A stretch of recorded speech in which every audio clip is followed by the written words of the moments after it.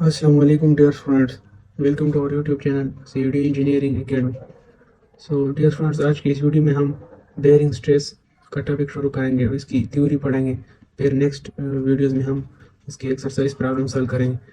तो यहाँ पर लिखा है कि bearing stress differ for from compressive stress in that the latter is the internal stress caused by a compressive force, whereas the former is a contact pressure between two separate bodies। यहाँ पर कह रहा है कि ये जो bearing stress है वो कंप्रेसिव फोर्सेस जो कि एक्सियल स्ट्रेसेस है वो इससे मुख्तलिफ होता है, इसलिए कि ये जो कंप्रेसिव फोर्स है वो इंटरनल स्ट्रेस होता है, इंटरनल स्ट्रेस होता है, कंप्रेसिव फोर्स की वजह से पैदा होता है। जबकि ये जो बेयरिंग स्ट्रेस है वो दो ऑब्जेक्ट्स या दो बॉडीज के बीच में कांटेक्ट जहाँ पर आता है, सही है, कांटेक्ट प्रेशर, वो वहाँ पर बेयरिंग होता है, सही है। फॉर एग्जांपल, जहाँ पर फाउंडेशन होते हैं, सही है, सोइल और फाउंडेशन के बीच में जो स्ट्रेसेस जनरेट होते हैं वो हमारे साथ बेयरिंग स्ट्रेसेस होते हैं। अगर वहाँ पर फाउंडेशन की लोड उसका सोइल पे ज़्यादा हुआ तो सोइल की बेयरिंग कैपेसिटी कम हो जाएगी, सही है, और फिर बिल्डिंग के सेटलमेंट का ख़तरा है, वहाँ पर बेयरिंग फेलियर हो जाता है, सही है। सेटलमेंट क्या होता है? बेयरिंग फेलियर होता है, फिर वो बिल्डिंग जो होता है वो ज़मीन में दल जाता है और फिर वहाँ पर नॉन यूनिफॉर्म स्ट्रेसेस जनरेट हो जाती है।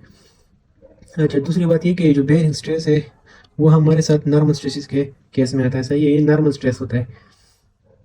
और ये कहाँ पर प्रोड्यूस होता है? ये हमारे साथ कंटेक्ट सरफेस या कंटेक्ट एरिया भी हम उसको कहते हैं, तो उस पे हमारे साथ प्रोड्यूस होता है। तो इसके बेयरिंग पर मैं कुछ यहाँ पर आप लोगों को फिगर्स बनाता हूँ, तो आप लोगों का कंसेप्ट यहाँ पर और भी क्लियर हो जाएगा। तो असल में ये जो सॉइल होता है, सही है, सॉइल फॉर एग्जांपल, अगर ये हमारे साथ एक फाउंडेशन है, सही है, यहाँ पर हम इसको इस तरह वो देते हैं, सही है, एरिया उसका बढ़ाते हैं।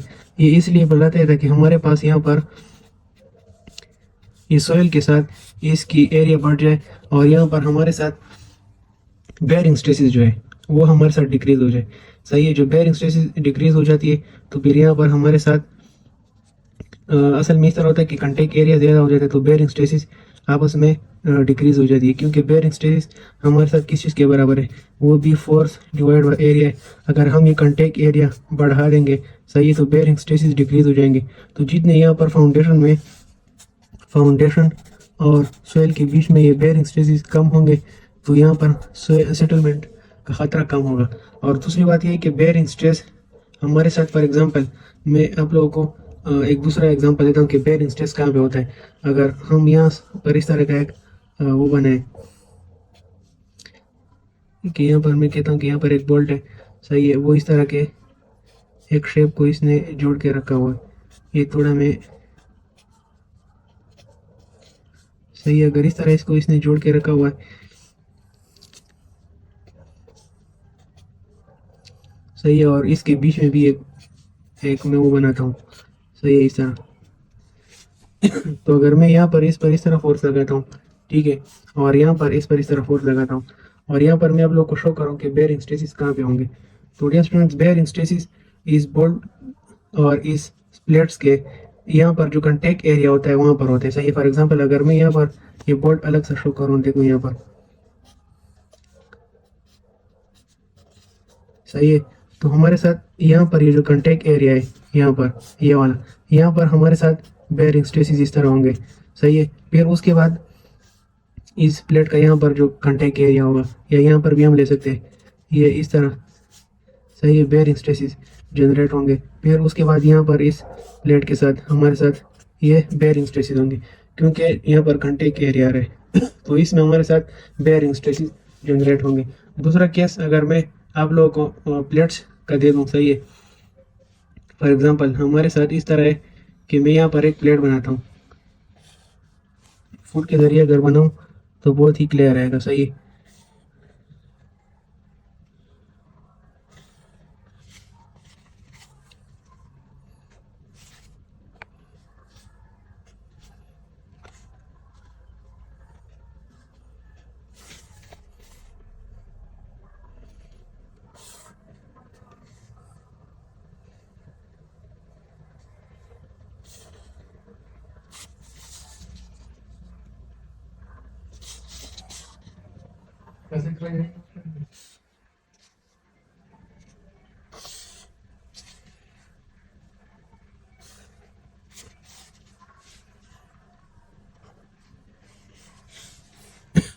अच्छा, अगर मैं यहाँ पर बोल्ट शो करूँ कि ये दो प्लेट जो है वो आप लोग के साथ बोल्ट के साथ अटैच है यहाँ पर, सही है। या हमें यहाँ पर रिवेट्स भी कह सकता हूँ कि ये यहाँ पर रिवेटेड है इस तरह। और अगर इसका मैं ये चूँकि हमारे साथ साइड व्यू है तो ये हमें एक दिखाई दे रहा है, लेकिन ये असल में दो है। अगर मैं इसको इस तरह शो करूँ, सही है, अगर मैं इसको इस तरह शो करूँ कि ये ऊपर वाला प्लेट है हमारे साथ, सही है, इस तरह। अगर मैं इसको इस तरह शो करूँ कि हमारे साथ ये वाला प्लेट है, सही है, फिर इसके बीच में वो दूसरा वाला आ जाएगा।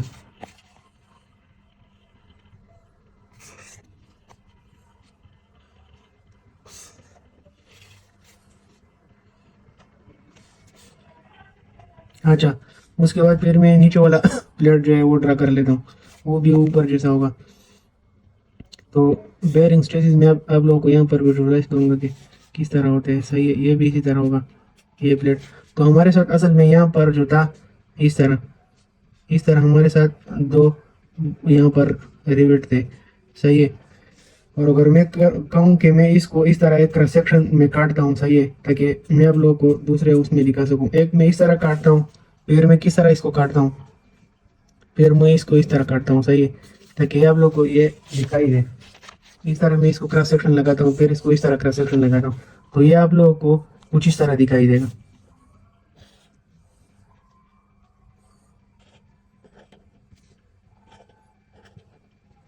सही है। ये कुछ आप लोगों को इस तरह दिखाई देगा।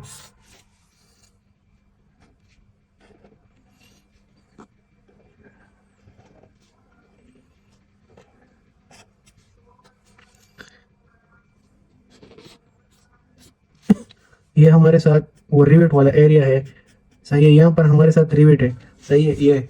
ये जो होल थे, तो हमारे साथ ये एरिया।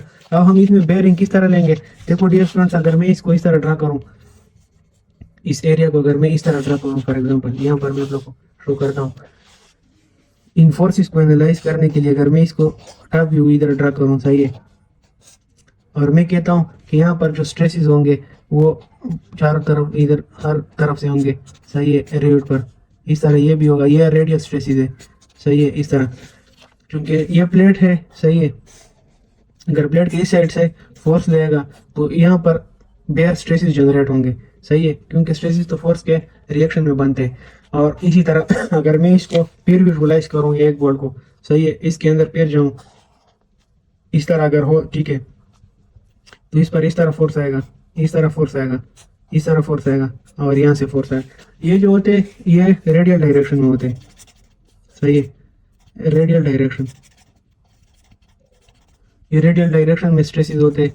तो इस यहाँ पर क्या फिनोमिना होता है, यहाँ पर इस तरह होता है कि ये जो इंक्लाइंड रेडियल स्ट्रेस है, इसका फिर एक वर्टिकल कंपोनेंट होता है हमारे साथ, दूसरा फिर हॉरिजॉन्टल कंपोनेंट होता है। अगर ये इसको मैं ऊपर वाला कंसीडर कर लूँ और नीचे वाला भी इस तरह कंसीडर कर लूँ कि इस तरह इंक्लाइंड आता है, इसका एक वर्टिकल कंपोनेंट होता है, फिर हॉरिजॉन्टल कंपोनेंट होता है, तो हमारे साथ इसके ये देखो ये वर्टिकल कंपोनेंट नहीं है ऊपर वाले का और नीचे वाले का, ये एक दूसरे के इफेक्ट को कैंसिल आउट कर देते। तो हमारे साथ इस केस में हमारे साथ यहाँ पर फोर्सेस हम हॉरिजॉन्टली कंसीडर करते हैं इस बेयरिंग एरिया पर, सही है, कि ये हमारे साथ जो फोर्सेस है वो हॉरिजॉन्टली है, सही है, हॉरिजॉन्टली जो हम कंसीडर करते हैं। और फिर हम यहाँ पर क्या करते हैं, ये जो एरिया है ये वाला एरिया, इसको हम प्रोजेक्टेड शो करते हैं कि जो बेयरिंग एरिया है, फॉर एग्जांपल ये एक रिवेट है, यहाँ दूसरा रिवेट है, तो इस एरिया को ये कंटेक्ट एरिया जो होता है, ये सरफेस मैंने ड्रा किया यहाँ पर, तो ये हमारे साथ क्या होता है, ये बेयरिंग सरफेस होता है। और यहाँ से ये जो है ये हमारे साथ डायमीटर ऑफ द रिवेट होता है, क्योंकि ये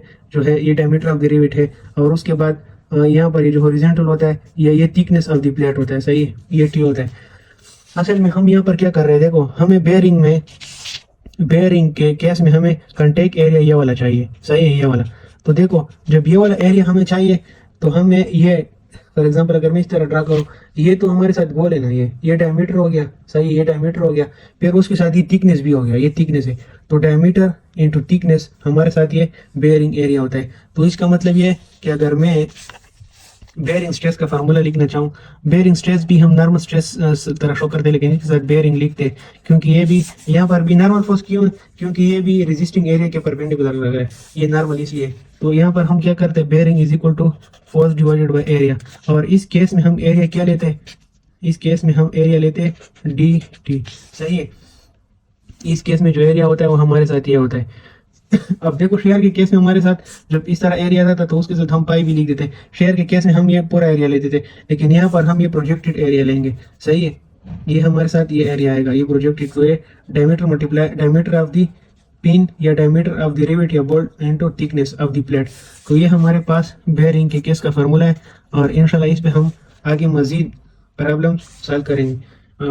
तब तक के लिए आप लोग ये वीडियो देखे, अगर आप किसी को समझ नहीं है तो वो एक बार फिर उसको स्टार्ट से देख सकते हैं।